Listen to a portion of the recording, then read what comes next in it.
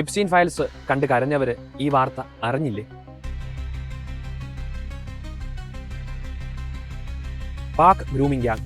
എന്താണ് UK-യിലെ Pak grooming gang?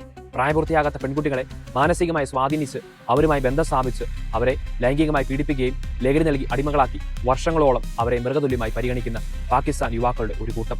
1980-കളുടെ അവസാനത്തോടെയാണ് ബ്രിട്ടനിൽ grooming ഗ്യാങ്ങുകളുടെ വളർച്ച ആരംഭിക്കുന്നത്. അത് ഇപ്പോഴും തുടർന്നുകൊണ്ടിരിക്കുന്നു. തങ്ങളുടെ മതവിശ്വാസികളല്ലാത്ത ബ്രിട്ടീഷ് വംശജരായ പെൺകുട്ടികളെയാണ് പ്രധാനമായിട്ടും ഇവർ ലക്ഷ്യം വെക്കുന്നത്. ഏകദേശം 2.5 ലക്ഷത്തിൽ അധികം പെൺകുട്ടികളെ ഈ സംഘം ചൂഷണം ചെയ്തു. രാഷ്ട്രീയക്കാർക്കും അധികാരികൾക്കും ഈ സംഭവങ്ങളൊക്കെ ഏകദേശം അറിയാമായിരുന്നു. പക്ഷേ വോട്ട് ബാങ്ക് ഭയന്ന് തങ്ങളുടെ അധികാര കസേരകൾ നഷ്ടപ്പെടുമോന്നോർത്ത് ഒന്നും അവർ പുറത്തു പറഞ്ഞില്ല. അന്വേഷണങ്ങളെയും തെളിവുകളെയും അട്ടിമറിച്ചു. ചില പെൺകുട്ടികളുടെ തുറന്നു പറച്ചിലുകൾ കേൾക്കുമ്പോൾ മനസാക്ഷി മരവിച്ചു പോകും. ചിലത് പറയാം. 3 വർഷത്തിനിടയിൽ 600-ലധികം പുരുഷന്മാർ അവളെ ലൈംഗികമായി പീഡിപ്പിച്ചു. സിഗരറ്റ് ഉപയോഗിച്ച് ശരീരം പൊള്ളിക്കും.